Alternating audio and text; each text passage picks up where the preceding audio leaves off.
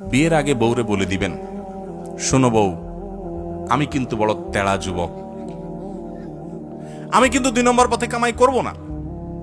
অতএব অন্য মানুষদের বউদের মতো সকাল বিকাল শাড়ি পাল্টাবা আর 3 পিস পাল্টাবা, মার্কেটে যায় কেনার পরে বলবা শুধু কার্ডের ঘষা দেন আর বিল দেয়া হয়ে যাবে, এগুলো কিন্তু আমার দ্বারা হবে না।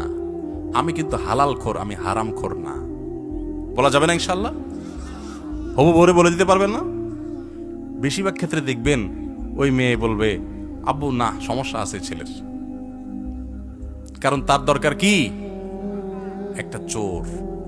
তার দরকার একটা চোর, তার দরকার একটা ঘুষখোর, তার দরকার একটা দুর্নীতিবাজ, তার দরকার একটা টিন চোর, তার দরকার একটা গম চোর।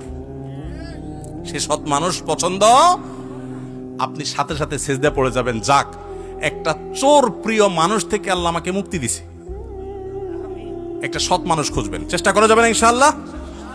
অসৎ হওয়ার জন্য যোগ্যতা লাগে না, অসৎ হওয়ার জন্য যোগ্যতা, চোর হওয়ার জন্য যোগ্যতা লাগে না, সৎ হওয়ার জন্য যোগ্যতা লাগে।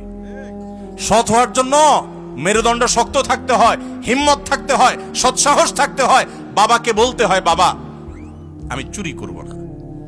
তুমি অসন্তুষ্ট থাকতে পারো, বাবা আমি 2 নম্বর জিনিস তোমাকে খাওয়াবো না। আমাকে অন্যদের উদাহরণ দিবা না, আমাকে সৎ মানুষের উদাহরণ দাও। যুবকরা বলা যাবে না বাবাকে ইনশাআল্লাহ? বেয়াদবি করা ছাড়া সুন্দর ভাই বলা যাবে না। আল্লাহ আমাদের সবাইকে তৌফিক দান করুন।